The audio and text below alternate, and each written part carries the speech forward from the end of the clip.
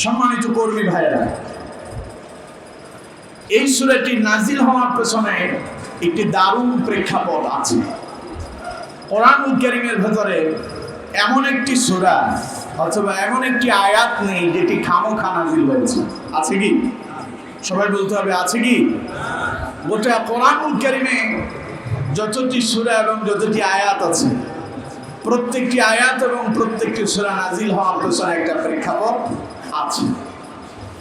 এই সূরাটি নবী করিম সাল্লাল্লাহু আলাইহি ওয়াসাল্লাম যখন বনু মুসতালিক যুদ্ধ শুরু করেছিলেন ৫ম হিজরি শাবান মাসে, যুদ্ধের পরবর্তী সময় এই সূরাটি নাজিল হয়েছে। সূরা নাজিল হওয়ার পেছনে প্রেক্ষাপটটি ছিল এই: নবী করিম সাল্লাল্লাহু আলাইহি ওয়াসাল্লামের একজন স্ত্রী উম্মাহাতুল মুমিনিন হযরতে আয়েশা সিদ্দিকা রাদিয়াল্লাহু তাআলা আনহার ব্যাপারে মুনাফিকরা একটা অপবাদ রচনা করেছিল। সেই বিষয়টিকে কেন্দ্র করে আল্লাহ রাব্বুল আলামিন এই সূরাটি নাজিল করেন। যে ঘটনাটিকে কেন্দ্র করে এই সূরাটি নাজিল হয়েছে, সেই ঘটনাটি সংক্ষেপে আপনাদের সামনে আলোকপাত করছি। আপনারা কি শুনবেন? সবাই বলেন, শুনবেন? এটা শুধু শুনলেই হবে না, এটা আপনাদের অন্তরের ভেতরে গেঁথে নিতে হবে, যাতে করে এই বিষয়টা আপনারা এখান থেকে যাওয়ার পরে এটা নিয়ে আপনারা অন্য জায়গায় আরেকজনের কাছে পৌঁছায় দিতে পারেন। কারণ নবী করিম সাল্লাল্লাহু আলাইহি ওয়াসাল্লাম বলছেন, বাল্লিগু আন্নি ওয়ালাউ আয়া। হাদিস আপনারা জানেন না? নবী করিম সাল্লাল্লাহু আলাইহি ওয়াসাল্লাম বলছেন, আমার পক্ষ থেকে একটা বাক্য, একটা বাণী অন্যের নিকটে পৌঁছায় দেওয়া, এটা কি নফল না ফরজ? কথা কয় না, নফল না ফরজ? ফরজ। তো সুতরাং যা শুনবেন তা আবার অন্যের নিকটে শোনাতে হবে, জানাতে হবে, নিজেকেও জানতে হবে, অন্যকেও জানাতে হবে। এই জন্য মনোযোগের সাথে শুনতে হবে। ঘটনাটি ছিল এই: নবী করিম সাল্লাল্লাহু আলাইহি ওয়াসাল্লাম তিনি যখন কোনো যুদ্ধে যেতেন অথবা কোনো সফরে যেতেন, যাওয়ার সময় সাথে করে তার একজন স্ত্রীকে নিয়ে যেতেন। তো নবী করিম সাল্লাল্লাহু আলাইহি ওয়াসাল্লাম স্ত্রীদেরকে নেওয়ার জন্য একটা লটারি করতেন। লটারিতে যার নাম আসছে তাকেই নবী করিম সাল্লাল্লাহু আলাইহি সাল্লাম তার সঙ্গে করে নিয়ে যেতেন। বনু মুসতালিক যুদ্ধের পূর্বেও নবী করিম সাল্লাল্লাহু আলাইহি ওয়াসাল্লাম তিনি এমন একটি লটারি দিলেন। লটারিতে নাম এসেছে হযরত আয়েশা সিদ্দিকা রাদিয়াল্লাহু তাআলা আনহার নাম। মা আয়েশা সিদ্দিকা রাদিয়াল্লাহু তাআলা আনহা তিনি নবী করিম সাল্লাল্লাহু আলাইহি ওয়াসাল্লামের সঙ্গে সফর শুরু করলেন।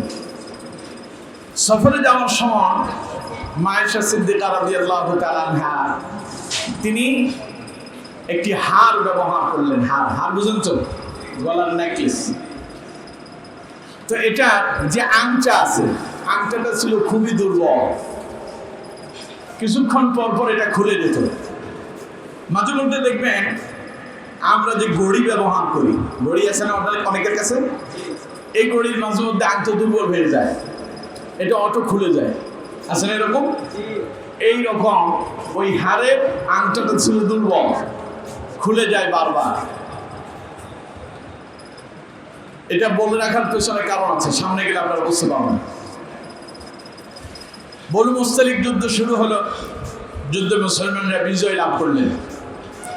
যুদ্ধ শেষে নবী করিম সাল্লাল্লাহু আলাইহি ওয়াসাল্লাম এবং তার অনুসারীগণ, যুদ্ধে অংশগ্রহণকারী সাহাবীগণ, তারাও আবার নিজ ভূমিতে অর্থাৎ মদিনার দিকে আবার তারা রওনা হলেন, যাত্রা শুরু করলেন।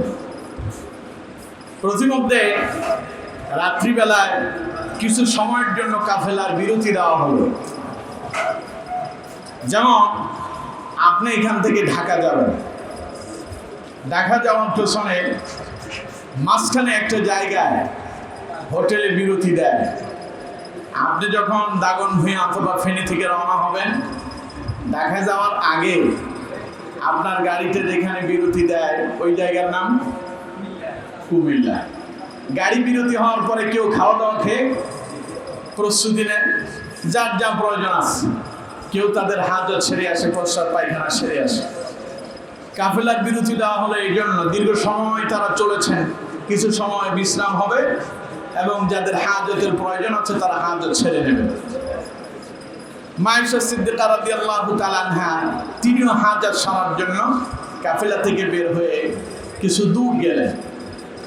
হাজত ছেড়ে তিনি আবার যখন তার কাফেলার কাছে ফিরে এলেন, এসে দেখতে পেলেন হঠাৎ গলায় হাত দিয়ে দেখে যে হাতটা গলায় ছিল এটা আর হাত গলায় নেই। তার মানে এটা কি হয়ে গেছে? পড়ে গেছে। তিনি চিন্তা করলেন কোথায় পড়লো, কারণ এটা তিনি আরেকজন থেকে ধার করে আনছেন, হাতটা ওনার নিজের ছিল না। কর্মী ভাইরা আমার প্রতি আপনারা লক্ষ্য করুন, কথা বলবেন না।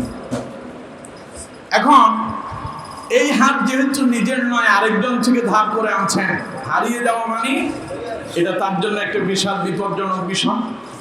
মায়েশা সিদ্দিকা রাদিয়াল্লাহু তাআলা আনহা কাফেলার লোকদেরকে না জানিয়ে তিনি আবার সেই হার খুঁজতে গেলেন। তিনি খুঁজতে গিয়ে হার খুঁজেও পেলেন। কাফেলার কাছে এসে তিনি দেখতে পেলেন কাফেলা যাত্রা শুরু করছে। তিনি আর কাফেলা ধরতে পারলেন না, ওনাকে রেখেই কাফেলা রওনা হয়ে গেল। এখন প্রশ্ন আসতে পারে, উনি যে কাফেলাতে নেই এই কথাটা কি কাফেলার লোকজন জানতো না? এরকম প্রশ্ন আছে না? কাফেলার লোকজন জানতে পারেননি যে কাফেলাতে মায়েশা সিদ্দিকা রাদিয়াল্লাহু তাআলা আনহার অনুপস্থিতি আছে, এটা ওনারা টের পাননি। কারণ তখন পর্দার বিধান নাজিল হয়েছিল। সেজন্য মায়েশা সিদ্দিকা রাদিয়াল্লাহু তাআলা আনহাকে একটা হাউদার ভেতরে রাখা হতো। হাউদা বলা হয় একটা পর্দা দিয়ে ঘেরাও দেয়া একটা আসন। মনে করেন আমাদের দেশে এক সময় পালকি ছিল, এখন আর পালকির ব্যবহার নেই। এরকম পালকির মতো একটা আসন তৈরি করা হয়েছে, পর্দা ঢেকে দেওয়া হয়েছে চতুর্দিকে, ভেতরে কে আছে যাতে তা অনুমান করা না যায়। মায়েশা সিদ্দিকা রাদিয়াল্লাহু তাআলা আনহা বয়স ছিল তখন 14 বছর এবং শরীরটা ছিল খুবই হ্যাংলা পাতলা, যার কারণে তিনি যখন হাওদায় বসতেন তার ভাব অনুভব করতে পারতেন না। যারা এই হাওদাটাকে ওটের পিঠে উঠাইয়া দিতেন তা অনুমান করতে পারতেন না। ওনারা ভেবেছেন মায়েশা সিদ্দিকা রাদিয়াল্লাহু তাআলা আনহা তিনি হাওদার ভেতরে আছেন। এই কথা মনে করে তারা হাওদাটাকে ওটের পিঠের উপরে উঠাইয়া দেওয়া হবে, বা তারা এটাকে উঠিয়ে দিলেন। কাফেলা রওনা হয়ে গেল। মায়েশা সিদ্দিকা রাদিয়াল্লাহু তাআলা আনহা এসে দেখতে পেলেন কাফেলা রওনা হয়েছে। তিনি এখান থেকে হেঁটে গিয়ে কাফেলা ধরতে পারবেন এরকম ক্ষমতা ওনার ছিল না। মহিলারা তো একটু কি হয়, দুর্বল হয়। ফলে তিনি চিন্তা করলেন আমি সামনে না গিয়ে আমি এখানেই বসে পড়ি। একটা চাদর মোড়ায়া তিনি সেখানে বসে পড়লেন। তিনি অপেক্ষা করতে লাগলেন, হয়তো কাফেলা কিছু দূর যাওয়ার পর বুঝতে পারবে যে আমি ভেতরে নাই, আমার খুঁজে আবার কাফেলা ফিরে আসবে, এসে আমাকে এখানে পাবে। মায়েশা সিদ্দিকা রাদিয়াল্লাহু তাআলা আনহা বলছেন আমি সেখানে কাফেলার ভেতরে যেহেতু যেতে পারলাম না, কাফেলা যেখানে বিরতি দিল আমি সেখানে চাদর মুড়ি দিয়ে বসে আছি। ইতিমধ্যে মায়েশা সিদ্দিকা রাদিয়াল্লাহু তাআলা আনহার ঘুম এসে গেল। তো কাফেলার পেছনে দুই একজন দায়িত্বে থাকেন। সামনের লোকদের যদি পেছনে কোনো কিছু পড়ে যায় অথবা কাফেলা থেকে কেউ যদি বিচ্ছিন্ন হয়ে যায়, তাকে আবার যেন কাফেলা পর্যন্ত পৌঁছায় দেওয়া হয়, অথবা হারানো জিনিসটা যেন কাফেলা পর্যন্ত পৌঁছিয়ে দেওয়া যায়। তো এইরকম দায়িত্ব পালন করছিলেন একজন সাহাবী, নাম হলো হযরতে সাফওয়ান রাদিয়াল্লাহু তাআলা আনহু, একজন বিখ্যাত সাহাবী। হযরতে সাফওয়ান রাদিয়াল্লাহু তাআলা আনহু তিনি তো পেছনে আছেন কাফেলা। দূর থেকে তার কাছে মনে হলো কোনো একজন মানুষ মনে হয় থেকে গেল। হযরতে সাফওয়ান রাদিয়াল্লাহু তাআলা আনহু তিনি কাছে গেলেন। কাছে গিয়ে তিনি বুঝতে পারলেন এখানে যিনি চাদর মুড়ি দিয়ে বসে আছেন তিনি হযরতে আয়েশা সিদ্দিকা রাদিয়াল্লাহু তাআলা আনহা। তিনি ওনাকে দেখতে পেলেন যখন, তখন হযরত আয়েশা সিদ্দিকা রাদিয়াল্লাহু তাআলা আনহা ঘুমিয়ে পড়েছেন, নবীর স্ত্রী। দ্বিতীয় নাম্বার হলো সম্মানিত ব্যক্তি। তখন সাফওয়ান রাদিয়াল্লাহু তাআলা আনহু তিনাকে ঘুম থেকে সজাগ করার জন্য জোরে বললেন, ইন্না লিল্লাহি ওয়া ইন্না ইলাইহি রাজিউন। মা আয়েশা সিদ্দিকা রাদিয়াল্লাহু তাআলা আনহা প্রতিমধ্যেই সজাগ হয়ে গেলেন। হযরত সাফওয়ান রাদিয়াল্লাহু তাআলা আনহু তিনাকে প্রশ্ন করলেন, আপনি কি করে এখানে রয়ে গেলেন? উম্মাহাতুল মুমিনিন হযরত আয়েশা রাদিয়াল্লাহু তাআলা আনহা তিনি কোনো কথা বললেন না, কারণ নারীদের কথার আওয়াজ পরপুরুষের জন্য পর্দা। বুঝতে পেরেছেন? এই জন্য তিনি কোনো কথা বললেন না। হযরত সাফওয়ান রাদিয়াল্লাহু তাআলা আনহু তিনি তার ওটটা এনে দিয়ে বললেন, ওটটাকে বসায় দিলেন, বসায় দিয়ে তিনি দূরে গিয়ে বললেন যে আমি এখানে আছি, আপনি উটের পিঠে উঠে যান। হযরত আয়েশা রাদিয়াল্লাহু তাআলা আনহা তিনি তাই করলেন। এবার তারা রওনা হলেন। কাফেলা কিন্তু সামনে, পেছনে হযরত সাফওয়ান রাদিয়াল্লাহু তাআলা আনহু তিনি আয়েশা রাদিয়াল্লাহু তাআলা আনহাকে নিয়ে রওনা হয়েছেন। কাফেলাটা যখন বিরতি দিছিল তখন কি রাত ছিল না দিন ছিল? বিরতি দিছিল যে তখন কোন সময়? এই যে আপনারা যে অমনোযোগী দেখতে পাচ্ছেন, রাত ছিল। কি ছিল বন্ধু? রাত। এখন পেছন থেকে ওনারা কাফেলা ধরার জন্য রওনা হলেন। কাফেলার কাছে যেতে যেতে সকাল হয়ে গেল। প্রতিমধ্যে কিছু মুনাফিকরা সুযোগ পেয়ে গেল, কারণ কিছু লোক বসে থাকে ইসলামের 12টা বাজায় দেওয়ার জন্য। ঠিক কিনা? কথা বলেন ঠিক কিনা? কিছু আছে ইসলামী ছাত্র শিবিরের একটা কর্মী রাস্তা দিয়ে হেঁটে গেল, ভুলবশত হয়তো সালাম দেয়নি, আরেকজন দেখে কয় ও নাকি শিবির করে, ও শিবির করে, সালাম কালাম জানে না, কিসের শিবির করে, এটা আসলে শিবির না, শিবির এরকমই হয়। ঠিক কিনা? আসলে কি এরকম? ইসলামী আন্দোলনের কর্মীদের ভাবই হলো আলাদা, তাদের চরিত্রই হবে আলাদা। কিন্তু আমার দেশে কিছু আছে ইসলামী আন্দোলনের ভুল ধরার জন্য বসে থাকে, এরকম কিছু আছে না? কিভাবে একটা খটকা বাঁধায় দেওয়া যায়? ছাত্র শিবির রক কাটে, শুনছেন না এমন কথা? আজ পর্যন্ত আমরা দেখি নাই যে ছাত্র শিবির কারো রক কাটছে। মিথ্যা অপবাদ, তাদের উপরে মিথ্যা তহমত দিয়ে দেওয়া হয়েছে। এরকম কিছু সুযোগ সন্ধানী লোক তখনও ছিল। ইসলামের ভাষায় তাদেরকে মুনাফিক বলা হতো। কি বলা হতো বলতো দেখি? মুনাফিকেরা, কিছু সংখ্যক মুনাফিক তখন বনু মুস্তালিক যুদ্ধে রাসূলের সঙ্গে তারাও শামিল হয়েছিল। তাদের ভেতরে মুনাফিকের গডফাদার, মুনাফিকের লিডার নাম কি জানেন আপনারা? আব্দুল্লাহ ইবনে উবাই ইবনে সালুল। এই আব্দুল্লাহ ইবনে উবাই চিন্তা করলো, সুযোগ পেলাম, এখনই মুহাম্মদ সাল্লাল্লাহু আলাইহি ওয়াসাল্লামকে অপমান করব। নাউজুবিল্লাহ বলেন। মা আয়েশা সিদ্দিকা রাদিয়াল্লাহু তাআলা আনহা কাফেলার কাছে আসতে সকাল হয়ে গেল। প্রতিমধ্যে মুনাফিকের সর্দার আব্দুল্লাহ ইবনে উবাই সহ কয়েকজন মুনাফিক বলতে লাগলো যে আয়েশা রাদিয়াল্লাহু তাআলা আনহা তিনি সাফওয়ান রাদিয়াল্লাহু তাআলা আনহার সঙ্গে ব্যভিচারে লিপ্ত হয়েছেন। বলেন নাউযুবিল্লাহ। আরো জোরে বলেন নাউযুবিল্লাহ। ঘটনাটা কি ব্যভিচার ছিল না হারিয়ে যাওয়া হারের জন্য গিয়া তিনি পেছনে পড়ে গেলেন? এখন মুনাফিকরা কি রটায় দিল? ব্যভিচার করেছে। নাউযুবিল্লাহ বলেন। আমাদের কোরআনের পাখি আল্লামা সাইদির নামেও এরকম একটা মিথ্যা তহমত দেওয়া হয়েছিল। যেই মানুষ জীবনের 50 বছর আল্লাহর কোরআনের দাওয়াত দিল, যার কোরআনের দাওয়াত শুনে 1000-এর অধিক অমুসলিম কালেমা পড়ে মুসলমান হলো, বেঈমান আল্লাহওয়ালাতে পরিণত হলো, বেনামাজি নামাজি হলো, সে কোরআনের পাখি আল্লামা সাইদিকে পর্যন্ত বিগত 16 বছর যারা জালেমের আসনে মসনদে বসা ছিল, ওই আল্লামা সাইদিকে পর্যন্ত তারা জানাকার হিসেবে সাব্যস্ত করেছিল। ঠিক কিনা? তবে আল্লাহ রাব্বুল আলামিন তিনি বলেন ইন্না বাতশা রাব্বিকা লাশাদীদ, আল্লাহর ধরা বড় শক্ত ধরা। ওরা আল্লামা সাঈদীকে মিথ্যা তহমত দিয়ে দিনের পর দিন জেলখানায় বন্দী রেখেছিল। অবশেষে আল্লাহ রাব্বুল আলামিন এমন ফয়সালা করলেন, যারা আল্লাহর কোরআনের পাখি, ইসলামী আন্দোলনের অগ্রণী রাহবার, ইসলামী আন্দোলনের অগ্রণী সৈনিক, সে আমাদের প্রিয় রাহবার, প্রিয় ব্যক্তিত্ব আল্লামা সাঈদীকে যারা মিথ্যা তহমত দিল, আল্লাহ রাব্বুল আলামিন তাদের প্রত্যেককে এই দেশ থেকে নাস্তানাবুদ করে তাড়িয়ে দিয়েছেন। ঠিক কিনা? প্রিয় বন্ধুগণ, মুনাফিকরা সুযোগ পেয়ে গেল, বলতে লাগলো হযরত আয়েশা রাদিয়াল্লাহু তাআলা আনহা তিনি নাকি ব্যভিচারে লিপ্ত হয়েছেন, মিথ্যা অপবাদ দিল। এই মিথ্যা অপবাদ দেওয়ার পরে মা আয়েশা সিদ্দিকা রাদিয়াল্লাহু তাআলা আনহা প্রথমে এই ঘটনা জানেননি। আমি সেই দিকে আর যাচ্ছি না, এটা লম্বা ঘটনা। মা আয়েশা রাদিয়াল্লাহু তাআলা আনহা ঘটনা জানতে পারলেন না। তিনি আসার পরে দারুণ অসুস্থ হয়ে পড়লেন। তিনি যখন অসুস্থ হতেন, নবী করিম সাল্লাল্লাহু আলাইহি ওয়াসাল্লাম তার খোঁজ খবর নিতেন।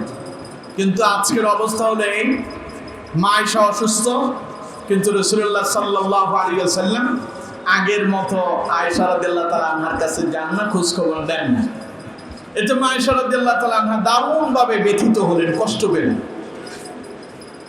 তিনি কষ্ট সহ্য করতে না পেরে রাসূলুল্লাহর কাছে বললেন, হুজুর আপনি অনুমতি দিলে আমি আমার বাবার বাড়ি যেতে চাই। নবী করিম সাল্লাল্লাহু আলাইহি সাল্লাম বললেন, ঠিক আছে যাও, বাপের বাড়ি যাও। মা আয়েশা রাদিয়াল্লাহু তাআলা আনহা বাপের বাড়ি গেলেন। বাপের বাড়ি যাওয়ার পরে তিনি একদিন রাত্রিবেলায় শুনতে পেলেন তার বিরুদ্ধে যে মিথ্যা অপবাদ রটনা করা হয়েছে, এই ঘটনা তিনি জানতে পারলেন। জানার পরে তিনি খুব কষ্ট পেলেন এবং খুব কান্নাকাটি করলেন। কিছুদিন পরে নবী করিম সাল্লাল্লাহু আলাইহি ওয়াসাল্লাম তিনি তার সাহাবীদের উদ্দেশ্যে ভাষণ দিলেন আর বললেন, তোমাদের কি হয়েছে? তোমরা কেন আমার পরিবারের বিরুদ্ধে মিথ্যা কথা বলে আমাকে কষ্ট দিচ্ছ? এই বক্তব্য দেওয়ার পরে নবী করিম সাল্লাল্লাহু আলাইহি ওয়াসাল্লাম হযরত আবু বকর সিদ্দিক রাদিয়াল্লাহু তাআলা আনহুর ঘরে গেলেন। গিয়ে মা আয়েশাকে লক্ষ্য করে বললেন, আয়েশা কি ঘটনা ঘটেছে ইতিমধ্যে তুমি তা উপলব্ধি করতে পেরেছো? তুমি যদি এমন কোনো অন্যায় করে থাকো তাহলে তাওবা করো, আল্লাহ তোমারে মাফ করে দিবেন। মা আয়েশা সিদ্দিকা রাদিয়াল্লাহু তাআলা আনহা তিনি বললেন, রাসূল যখন আমাকে এই কথাগুলো বললেন তখন আমার কলিজা ফেটে কান্না আসছে, কিন্তু চোখ দিয়ে পানি ঝরছে না, কারণ কাঁদতে কাঁদতে আমার চোখের পানি শুকায় গেছে। মা আয়েশা সিদ্দিকা রাদিয়াল্লাহু তাআলা আনহা বললেন, ইয়া রাসূলুল্লাহ সাল্লাল্লাহু আলাইহি ওয়াসাল্লাম, আমি আল্লাহর নামে কসম করে বলছি,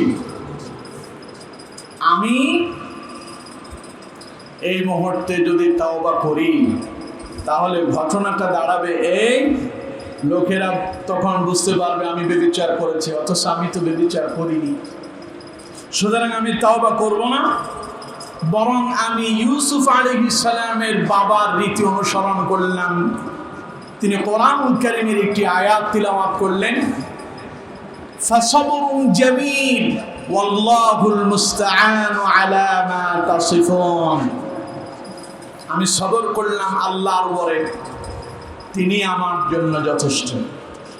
যখন ইউসুফ আলাইহিস সালামকে তার ভাইয়েরা কুয়ার ভেতরে ফেলে দিল, এসে যখন বলল ভাইকে বাঘে খেয়ে ফেলেছে, বিভিন্ন কথা বলল, তখন ইউসুফ আলাইহিস সালামের বাবা ইয়াকুব আলাইহিস সালাম শেষ পর্যন্ত ভাইদের চক্রান্ত বুঝতে পেরে তিনি বললেন, ফাসবরুন জামিল, আমি উত্তম সবর করলাম, ওয়াল্লাহুল মুস্তাআনু আলা মা তাসিফুন, আমার আল্লাহই আমার জন্য যথেষ্ট, তিনি যা করেন এতেই আমি ধৈর্য ধারণ করলাম।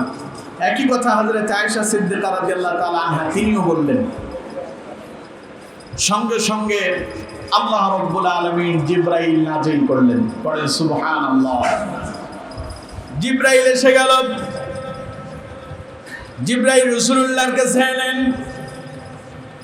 ওই যে মুনাফিকেরা নবী করিম সাল্লাল্লাহু আলাইহি ওয়াসাল্লামের স্ত্রী উম্মাহাতুল মুমিনিন হযরত আয়েশা সিদ্দিকা রাদিয়াল্লাহু তাআলা আনহার বিরুদ্ধে যে অপবাদ রচনা করল, আল্লাহ রাব্বুল আলামিন তাদের ওই অপবাদের জবাব দেওয়ার জন্য কোরআনুল কারীমের একটি সূরা আন-নূর, যেই সূরাটি থেকে আমি আপনাদের সামনে তিলাওয়াত করলাম, এই সূরাটা ওই মুহূর্তে আল্লাহ পাক নাযিল করলেন। পড়েন সুবহানাল্লাহ।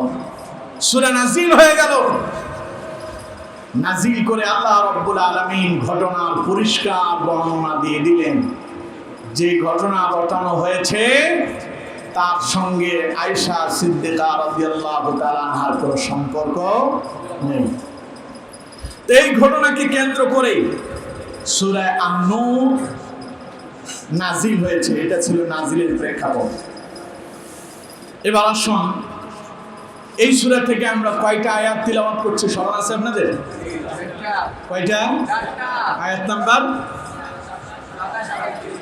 মাশাআল্লাহ, 27, 28, 29, 30। তাহলে প্রেক্ষাপট শোনার পরে এবার আমাদেরকে যেতে হবে যে আয়াতদ্বয় আমরা তিলাওয়াত করেছি, সেই তিলাওয়াতকৃত আয়াতের এখন আমরা তরজমা এবং এর উপরে বিস্তারিত আলোচনা শুনব। আমার বন্ধুগণ,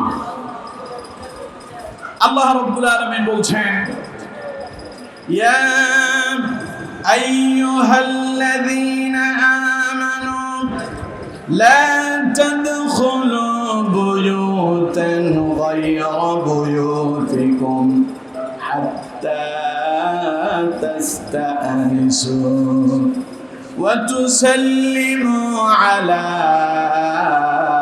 আহলিহা ذلكم خير لكم لعلكم تذكرون।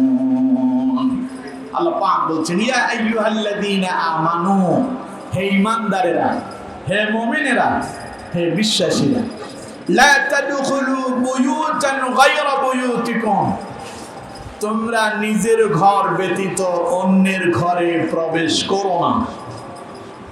হাত্তা তাস্তানিসু, যতক্ষণ না তোমরা অনুমতি নাও। ওয়া তুসাল্লিমু আলা আহলিহা, এবং যতক্ষণ পর্যন্ত না তোমরা গৃহবাসীকে, ঘরের লোকদেরকে সালাম না দাও। যালিকুম খায়রুল লাকুম, এটি তোমাদের জন্য কল্যাণ। লাআল্লাকুম তাযাক্কারুন, যাতে তোমরা উপদেশ গ্রহণ করো। এই হচ্ছে আয়াতের সরল অনুবাদ। আল্লাহ পাক বলছেন, ইয়া আইয়ুহাল্লাযীনা আমানু, হে ঈমানদারেরা, হে মুমিনেরা, হে বিশ্বাসীরা। ঈমানদার কারা? যারা পড়েছেন লা ইলাহা ইল্লাল্লাহু মুহাম্মাদুর রাসূলুল্লাহ সাল্লাল্লাহু আলাইহি ওয়াসাল্লাম, যারা পড়েছেন আশহাদু আল্লা ইলাহা ইল্লাল্লাহু ওয়া আশহাদু আন্না মুহাম্মাদান আবদুহু ওয়া রাসূলুহু, এই কালেমা যারা মুখে উচ্চারণ করল, অন্তরে যারা বিশ্বাস করল এবং এর উপরে যারা ইস্তেকামত থাকলো, কোরআনের ভাষায়, রাসূলুল্লাহর হাদিসের ভাষায় তাদেরকে বলা হয় মুমিন, কিংবা তাদেরকে বলা হয় ঈমানদার। কি বলে? সবাই বলেন, কি বলে? ঈমানদার। আল্লাহ রাব্বুল আলামিন বলছেন, ইয়া আইয়ুহাল্লাযীনা আমানু, হে ঈমানদারেরা, হে মুমিনেরা, হে বিশ্বাসীরা, যারা আল্লাহর প্রতি ঈমান এনেছো, যারা আল্লাহকে বিশ্বাস করেছো। লা তাদখুলু বুয়ুতান গায়রা বুয়ুতিকুম, লা তাদখুলু, তোমরা প্রবেশ করো না। বুয়ুতান গায়রা বুয়ুতিকুম, নিজেদের ঘর ছাড়া অন্যের ঘরে। কথা বুঝতেছেন আপনারা?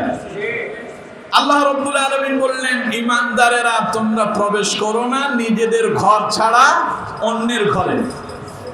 লা তাদখুলু বুয়ুতান গায়রা বুয়ুতিকুম হাত্তা তাস্তানিসু, যতক্ষণ পর্যন্ত না তোমরা ঘরবাসী থেকে অনুমতি না নাও। তার মানে অন্যের ঘরে ঢুকতে হলে মুমিনেরা আগে অনুমতি নাও। আগে কি নাও? সবাই বলেন, কি নাও? এরপরে বলা হলো ওয়া তুসাল্লিমু আলা আহলিহা, আর ঘরবাসীকে সালাম দাও। তার মানে কারো ঘরে যদি প্রবেশ করতে হয়, মুমিনদের জন্য নিজের ঘর ব্যতীত অন্যের ঘরে প্রবেশের জন্য দুইটা শর্ত। কয়টা? সবাই বলতে হবে কয়টা? এক নাম্বার অনুমতি না, এক নাম্বার সবাই বলতে হবে এক নাম্বার, দ্বিতীয় নাম্বার সালাম দেয়া। এখন প্রশ্ন হলো, আগে কি সালাম না আগে অনুমতি? প্রশ্ন আছে না? কথা বলে না, প্রশ্ন আছে না? এখন আল্লাহ তাআলা এখানে আগে বললেন হাত্তা তাস্তানিসু, আগে বললেন অনুমতি নাও, তারপরে বললেন ওয়া তুসাল্লিমু আলা আহলিহা, এরপরে ঘরবাসীকে সালাম দাও। এখন আমরা করবোটা কি? অন্যদিকে আমরা যদি রাসূলুল্লাহর হাদিসের দিকে তাকাই, নবী করিম সাল্লাল্লাহু আলাইহি ওয়াসাল্লাম বলছেন আসসালামু ক্বাবলাল কালাম, কথা বলার আগেই, সবাই বলে না কথা বলার আগেই সালাম। আচ্ছা, আপনার সঙ্গে যখন আপনার একজন বন্ধুর সাথে দেখা হয়, একজন কর্মীর আরেকজন কর্মীর সঙ্গে সাক্ষাৎ হলো, আগে কি বলেন কেমন আছো, পরে বলেন আসসালামু আলাইকুম, নাকি? আগে কি বলেন? আসসালামু আলাইকুম, এরপরে আপনি কেমন আছেন। তার মানে কথা বলার আগেই, কথা বলার আগেই সালাম। এখন কোরআনুল কারীমে আল্লাহ রাব্বুল আলামিন বলছেন হাত্তা তাস্তানিসু ওয়া তুসাল্লিমু আলা আহলিহা, আগে অনুমতি নাও পরে সালাম দাও, কিন্তু এটা নির্ধারিত নির্দিষ্ট নয়। এখানে পদ্ধতি জানানো হয়েছে, শর্ত দেওয়া হয়েছে, দুইটা শর্ত। কারো ঘরে যদি প্রবেশ করতে হয় অনুমতিও নিতে হবে, সালামও দিতে হবে। এবার কোরআনুল কারীমের ব্যাখ্যা জানার জন্য, কোরআনুল কারীমের আয়াতগুলোর তাফসীর অনুধাবন করার জন্য যেই বিষয়টাকে ফলো করতে হয় তার নাম রাসূলুল্লাহর হাদিস। রাসূলুল্লাহ কি হাদিস। এখন আমরা আগে কোনটা করব, এটার জন্য রাসূলুল্লাহর হাদিসের দিকে আমাদেরকে যেতে হবে। দেখুন, আবু দাউদ শরীফের ভেতরে একটি হাদিস এসেছে, আবু দাউদ শরীফের 5177 নম্বর হাদিস। নবী করিম সাল্লাল্লাহু আলাইহি ওয়াসাল্লামের বাড়িতে একজন লোক আগমন করল। এসে লোকটা বলল ফাকালা আলিজু, আমি কি প্রবেশ করব? কি বলল? আলিজু। আলিজু অর্থ কি? প্রবেশ করব, অনুমতি চাচ্ছি, আমি কি প্রবেশ করব? নবী করিম সাল্লাল্লাহু আলাইহি ওয়াসাল্লাম তিনি তার খাদেমকে বললেন, ফাকাল নবী সাল্লাল্লাহু আলাইহি ওয়াসাল্লাম লিখাদিমিহি, রাসূলুল্লাহ তার খাদেমকে বললেন তুমি যাও, লোকটা তো অন্যের ঘরে প্রবেশ করার নিয়ম জানে না, পদ্ধতি জানে না, তার পদ্ধতি শিখায় দাও।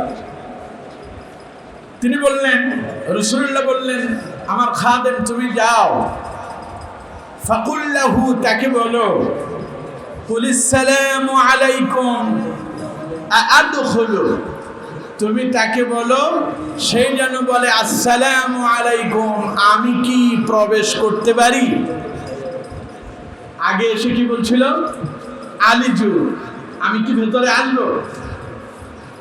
রাসূলুল্লাহ কোনো কথা বললেন না, তিনি তার খাদেমকে বললেন তুমি যাও, গিয়ে লোকটাকে বলো সে যেন আগে সালাম দেয়, এরপরে যেন বলে আদখুলু, আমি কি ভেতরে প্রবেশ করতে পারি? রাসূল করিম সাল্লাল্লাহু আলাইহি ওয়াসাল্লাম যখন এই কথাটি বললেন, বাহির থেকে আগত লোকটি তা শুনে নিয়েছি। শোনার পরে সে তখন বলল ফাকালা আসসালামু আলাইকুম আদখুলু, ইয়া রাসূলুল্লাহ সাল্লাল্লাহু আলাইহি ওয়াসাল্লাম। লোকটা আগে সালাম দিল, এরপরে বলল হুজুর আমি কি ভেতরে আসতে পারি? নবী করিম সাল্লাল্লাহু আলাইহি ওয়াসাল্লাম তাকে বললেন হ্যাঁ, এবার তুমি ভেতরে আসো। তাহলে এই হাদিস থেকে আমরা এই কথা অনুধাবন করতে পারলাম, বুঝতে পারলাম যে অন্যের ঘরে প্রবেশ করতে হলে আগে দিতে হবে, সবাই বলেন আগে কি, তারপরে অনুমতি। এখন নবী করিম সাল্লাল্লাহু আলাইহি ওয়াসাল্লাম এই পদ্ধতি সাহাবীদেরকে শেখালেন। একই পদ্ধতির অনুসরণ নবী করিম সাল্লাল্লাহু আলাইহি ওয়াসাল্লাম তিনি নিজেও করেছেন, কারণ নবী হলেন আমাদের আদর্শ। নবী আমাদের কি? সবাই বলেন নবী আমাদের কি? আপনারা একটা স্লোগান দেন মিছিল মিটিং যখন করেন, মিছিলে আমাদের একটা স্লোগান আছে, আমার নেতা তোমার নেতা। সবাই বলতে হবে আমার নেতা তোমার নেতা।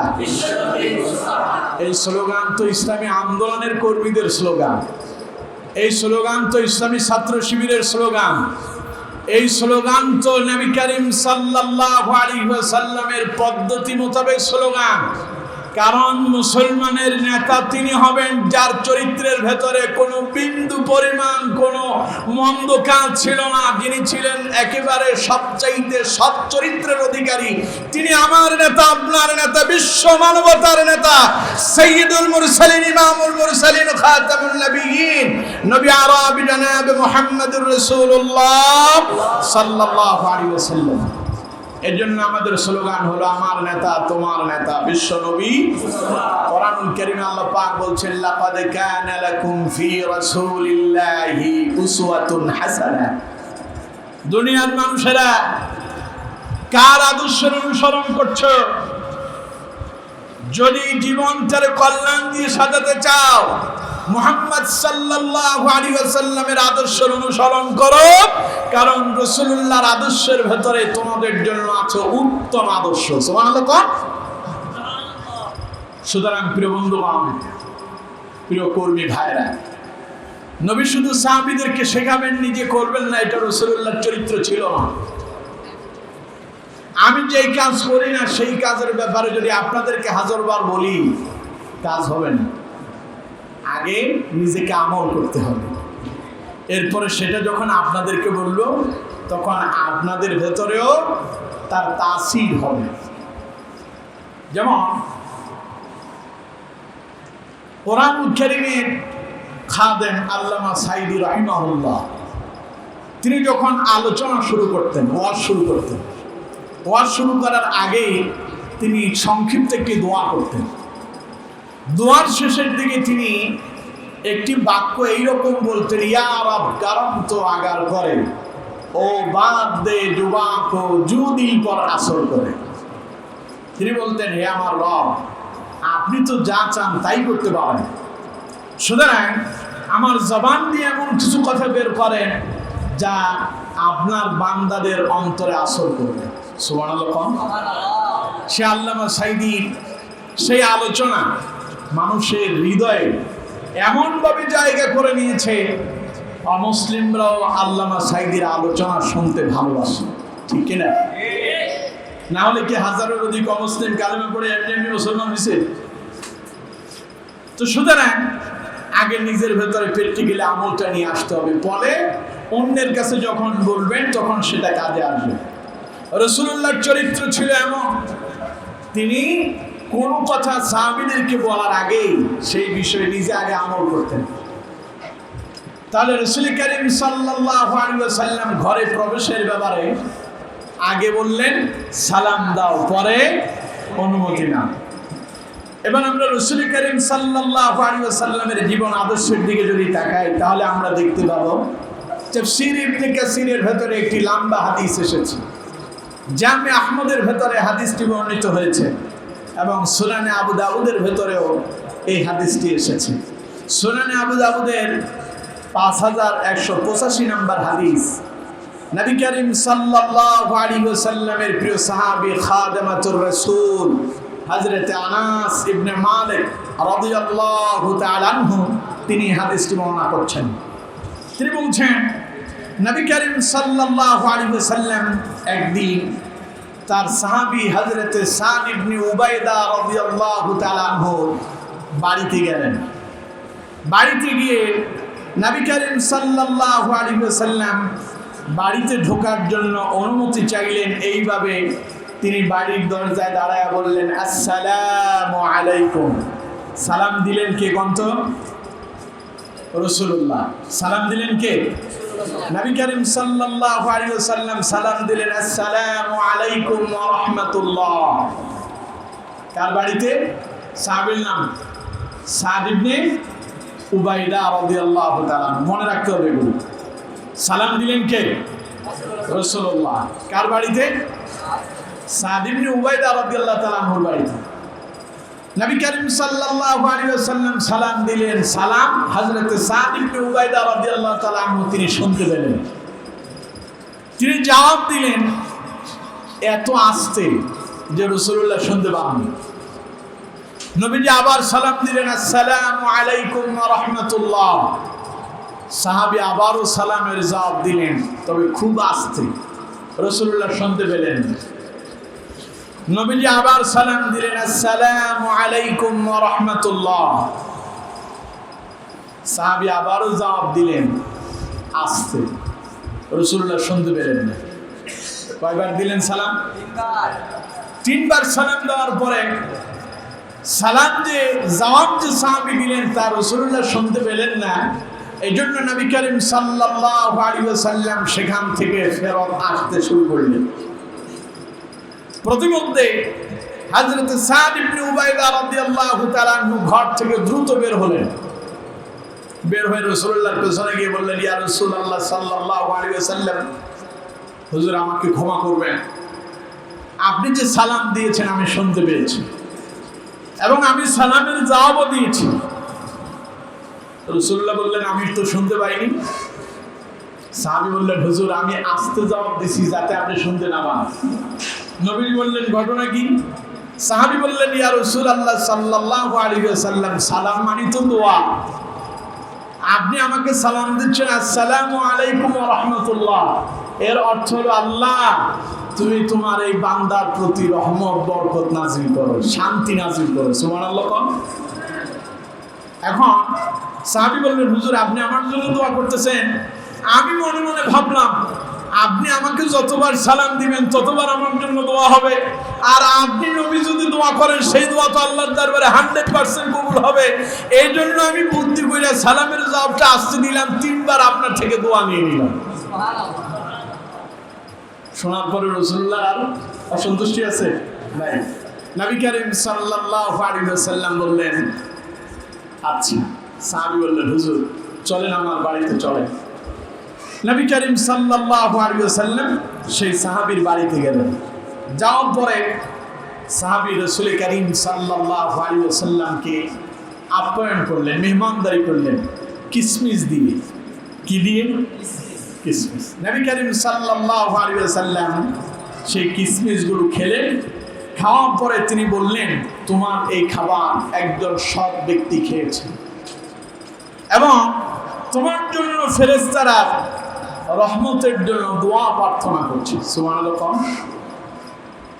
সুতরাং এই হাদিস দ্বারা আমরা উপলব্ধি করতে পারি, আগে কি, ঘরে ঢোকার আগে কি অনুমতি না সালাম?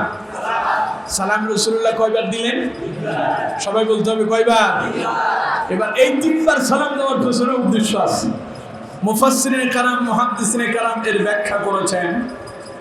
হাই হাই আমার হাতে সময় তো শেষ পর্যায়ে চলে।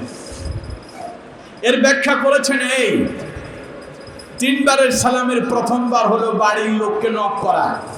আমরা কারো বাড়িতে গেলে এখন তো আর আগের মতো নাই, বাড়িতে লোক আছেন কিনা এটা বলতে হয় না, বাইরে একটা কলিং বেলের সুইচ দেওয়া আছে, শুধু চাপ দেবেন আর ভেতরে আওয়াজ চলে যাবে, ভেতরের লোকেরা জানতে পারবে বাইরে কেউ আসছে। তখন তো আর এই পদ্ধতি ছিল না। প্রথমবার সালাম দেওয়া মানে ঘরের লোকদেরকে বুঝাইয়া দেওয়া যে বাইরে কেউ একজন আসছে। দ্বিতীয়বার সালাম দেওয়ার উদ্দেশ্য হচ্ছে তিনি ঘরের ভেতরে ঢোকার অনুমতি চাচ্ছেন। যখন ভেতর থেকে লোকজন কোনো জবাব দিল না, তৃতীয়বার সালাম দেওয়ার উদ্দেশ্য হলো ঘরের লোকেরা যেহেতু সজাগ নয়, তারা যেহেতু জানে না, আমি বিদায় নিচ্ছি। কথা কি বুঝতে পারছেন? এই জন্য নবী করিম সাল্লাল্লাহু আলাইহি ওয়াসাল্লাম তৃতীয়বার সালাম দেওয়ার পরে তিনি বিদায় নিচ্ছিলেন। সাহাবী পেছনে ছুটে গিয়ে বললেন, ইয়া রাসূলুল্লাহ আমার ভুল হয়েছে, আমি সালামের জবাব দিয়েছি, আপনি শুনতে পান নাই, আসতে দিয়েছি একটু বেশি বরকত পাওয়ার জন্য। সুতরাং এই হাদিস থেকে উপলব্ধি হয় যে আগে সালাম দিতে হবে, এটা রাসূলুল্লাহর সুন্নাহ। সুতরাং কোরআনুল কারীমের এই আয়াতের দিকে যদি আমরা তাকাই, আল্লাহ রাব্বুল আলামিন বলছেন, ইয়া আইয়ুহাল্লাযীনা আমানু লা তাদখুলু বুয়ুতান গায়রা বুয়ুতিকুম, হে ঈমানদারেরা, তোমরা নিজের ঘর ব্যতীত অন্যের ঘরে প্রবেশ করো না। হাত্তা তাস্তানিসু ওয়া তুসাল্লিমু আলা আহলিহা, যতক্ষণ না ঘরবাসী থেকে তোমরা অনুমতি নিচ্ছ এবং যতক্ষণ না তোমরা তাদেরকে সালাম দিচ্ছ। তার মানে ঘরে প্রবেশের জন্য শর্ত কয়টা? সবাই বলতে হবে।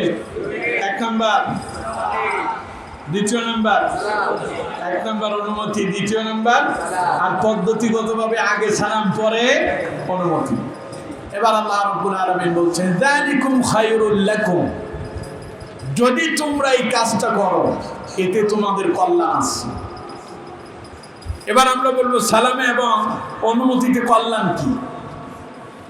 সালামের মাঝে কল্যাণ হলো এই, সালাম দিলে 1 নাম্বার হলো আপনার সওয়াব লাভ করবেন, প্রতি শব্দে 10 নেকি। প্রতি শব্দে কত নেকি? 10 নেকি। দ্বিতীয় নাম্বার, সালাম দিলে পরে যদি আপনার সঙ্গে তার কোনো শত্রুতা থাকে, শত্রুতা কেটে যাবে। তৃতীয় নাম্বার, সালামের মধ্য দিয়ে জান্নাত লাভ করা যাবে। সুবহানাল্লাহ কোন। এখন আপনারা বলবেন, হুজুর সালামের মাধ্যমে আবার কিভাবে জান্নাত লাভ করা যায়, এটা আবার কেমন কথা? দেখুন, হাদিসটি তিরমিজিতে এসেছে, ইবনে মাজাহ এসেছে এবং মুসলিম শরীফের ভিতরে এসেছে। ইবনে মাজাহ 3692 নাম্বার হাদিস এবং তিরমিজির 2688 নাম্বার হাদিস। নবী করিম সাল্লাল্লাহু আলাইহি ওয়াসাল্লাম বলছেন, ওয়াল্লাযী নাফসি বিয়াদিহি, ওই আল্লাহর নামে শপথ যার হাতে আমি মুহাম্মদের প্রাণ, লা ইয়াদখুলুল জান্নাহ, তোমরা জান্নাতে প্রবেশ করতে পারবা না, হাত্তা তুমিনু, যতক্ষণ না তোমরা মুমিন হও, ওয়ালা তুমিনু, আর তোমরা ততক্ষণ পর্যন্ত মুমিনও হতে পারবে না, হাত্তা তাহাব্বু, যতক্ষণ না তোমাদের ভেতরে ভালোবাসা সৃষ্টি হয়। আলা আদুল্লুকুম আলা আমরিন ইযা আনতুম ফাআলতুমুহু তাহাব্বাবতুম, আমি কি তোমাদেরকে শিক্ষা দেব না এমন কথা যার মাধ্যমে তোমাদের পরস্পরের মাঝে ভালোবাসা সৃষ্টি হবে? আফশুস সালাম বাইনাকুম, তা হলো তোমরা পরস্পরের মাঝে অধিক পরিমাণে সালামের ব্যাপক প্রচলন ঘটাও, এতে পরস্পরের মাঝে ভালোবাসা সৃষ্টি হবে আর ভালোবাসার মধ্য দিয়ে তোমাদের ভেতরে ঈমান আনয়ন হবে আর ঈমান আসলে পরে তোমরা জান্নাতে যেতে পারবে। সুবহানাল্লাহ কোন। তাহলে সালামের মাধ্যমে কি হয়? ভালোবাসা হয়, আর ভালোবাসার মধ্য দিয়া ঈমান আসে, আর ঈমান থাকলে জান্নাতে যাওয়া যাবে। তাহলে সালাম দিলে লাভ কি? জান্নাত পর্যন্ত পৌঁছাতে পারবেন। শত্রুতা থাকলে শত্রুতা কেটে যাবে, আর সালামের মাধ্যমে আপনি সওয়াব অর্জন করতে পারবেন। হাতে সময় আছে আর 2 মিনিট। প্রিয় বন্ধুগণ, তাহলে সালামের এক উপকারিতা বললাম। অনুমতি যদি আপনি নিয়ে প্রবেশ করেন, আল্লাহ রাব্বুল আলামিন বললেন, যালিকুম খায়রুল লাকুম, এতে তোমাদের জন্য কল্যাণ আছে। সেই কল্যাণটা কি?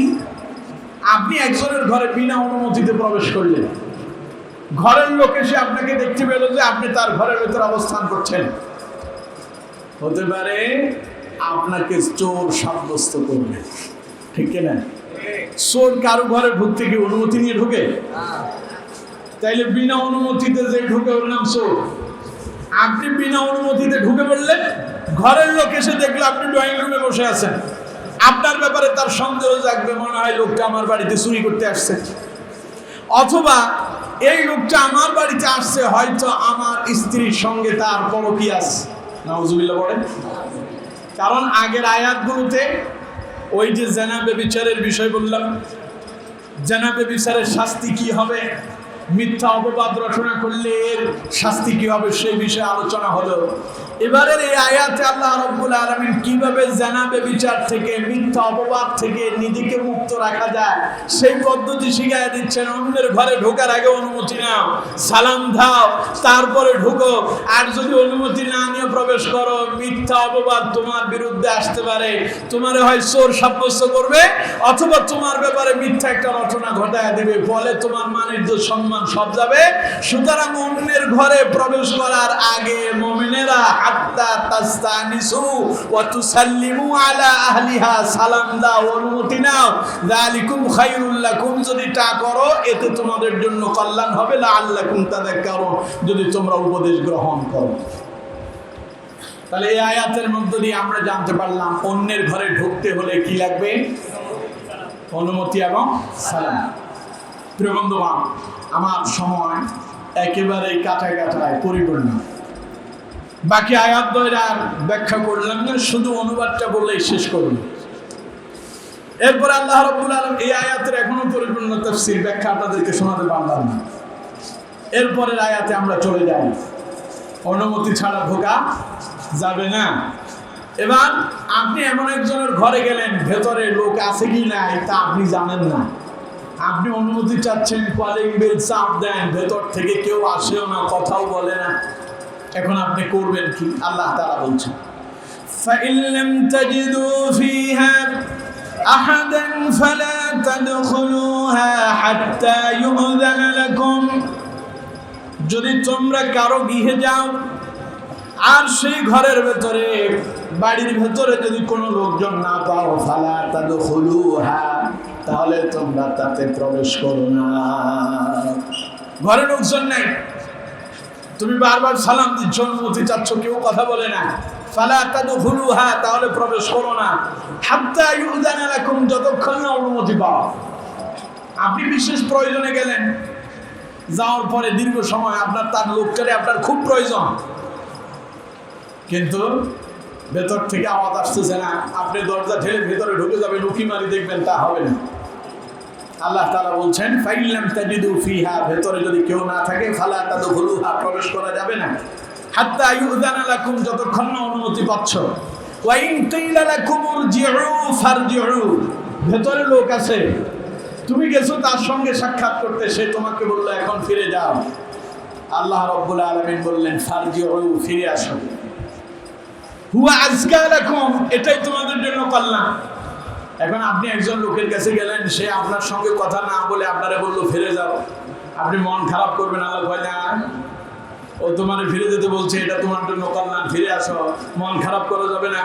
আপনি বললেন এত কষ্ট করে লোকটার কাছে গেলাম, শিবিরের সভাপতির বাড়িতে গেলাম, সভাপতি সাহেব আমার সঙ্গে সাক্ষাৎ করলেন না। আমি বিশেষ প্রয়োজনে সেক্রেটারি সাহেবের বাড়িতে গেলাম, তিনি আমার সঙ্গে সাক্ষাৎ করলেন না। আমি বিশেষ প্রয়োজনে আমার একজন বড় ভাইয়ের কাছে গেলাম, তিনি আমার সঙ্গে কথা বললেন না। আল্লাহ তাআলা বলছেন, না, অনুমতি পাও নাই, ফিরে আসো। তবে ফিরে দিয়ে আসবা, এটাই তোমাদের জন্য কল্যাণ। এরপর আল্লাহ রাব্বুল আলামিন বলছেন, আল্লাহু বিমা তা'মালুনা আলীম, তোমরা যা করো সে সম্পর্কে আল্লাহ রাব্বুল আলামিন ভালোই অবগত। প্রিয় বন্ধুগণ, এরপরের আয়াতে যাচ্ছি। আল্লাহ রাব্বুল আলামিন বলছেন, লাইসা আলাইকুম জুনাহুন আন তাদখুলু বুয়ুতান গায়রা মাসকুনাতিন ফিহা মাতাউল লাকুম। হ্যাঁ, কিছু কিছু ঘরে ঢোকার অনুমতি আছে, সেই ঘর থেকে অনুমতি নেওয়া লাগবে না। আচ্ছা, আপনারা তো এখানে আসছেন, দরজা দিয়ে ঢোকার সময় কি অনুমতি নিয়েছিলেন? কারণ এখানে ঢোকার জন্য পারমিশনের দরকার নাই, এটা উন্মুক্ত। আল্লাহ রাব্বুল আলামিন বলছেন, লাইসা আলাইকুম জুনাহুন, যেই ঘরের ভেতরে ঢোকা তোমাদের জন্য পাপ নয়, আন তাদখুলু বুয়ুতা, ওই সমস্ত ঘরে ঢোকা তোমাদের জন্য পাপ নয়, গায়রা মাসকুনাতিন ফিহা মাতাউল লাকুম, যেখানে খাবার দাবার আছে, তোমার প্রয়োজনে সেখানে যেতে হবে, এবং সেখানে সাধারণত মানুষ বসবাস করে না।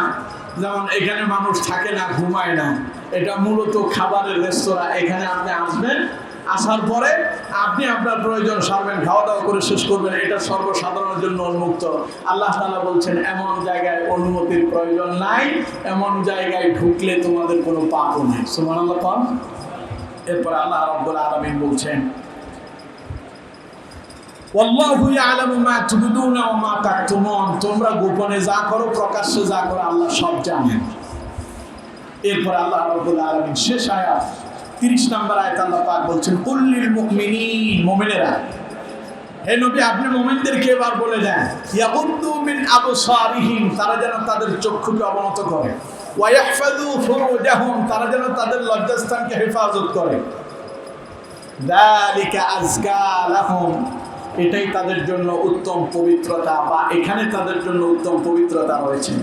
ইন্নাল্লাহা খাবীরুম বিমা ইয়াসনাউন, তোমরা যা করো সেই বিষয়ে যিনি খবর রাখেন তিনি কে? সবাই বলেন তিনি কে? সুতরাং প্রিয় বন্ধুগণ, শেষের আয়াতে ইসলামী আন্দোলনের কর্মীদের জন্য বিশেষ শিক্ষা যেটা, তা হচ্ছে চক্ষুকে অবনত করতে হবে, লজ্জাস্থানকে হেফাজত করতে হবে। তার মানে চরিত্রের উত্তম নমুনা পেশ করতে হবে। বুঝতে পেরেছেন? ইসলামী আন্দোলনের কর্মীরা হবে সাদা কাপড়ে যেমন, ময়লা পড়লে যেমন দেখা যায়, ইসলামী আন্দোলনের কর্মীরা যদি একটা ভুল করে এটা সকলের নজরে পড়ে যায়। এই জন্য নিজের সাদা কাপড় গায়ে দিলে যেমন ময়লা না লাগে, খুব সতর্কতার সঙ্গে থাকতে হয়। ইসলামী আন্দোলনের কর্মীদের চরিত্র হবে তারা অত্যন্ত সচেতন এবং সতর্কতার সঙ্গে জীবনযাপন করবে।